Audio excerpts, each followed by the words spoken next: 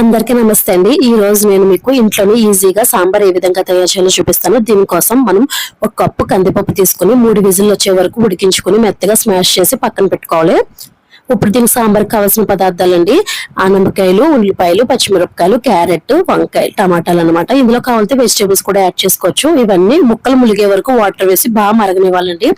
ఇందులో నేను చిన్న సైజు చింతపండు జ్యూస్ చేసి పక్కన పెట్టుకున్నానండి. ఇవన్నీ ఉడికిపోయిన తర్వాత మనం ముందుగా పేస్ట్ చేసి పెట్టుకున్న కందిపప్పు, జ్యూస్ చేసి పెట్టుకున్న చింతపండు రసం వేసేసి తగినంత ఉప్పు, కారం, పసుపు, టేస్ట్ కోసం కొంచెం ఒక స్పూను బెల్లం వేసుకుని బాగా మరగనివ్వాలండి. బాగా మరిగిన తర్వాత పోపు పెట్టేసుకోవాలి.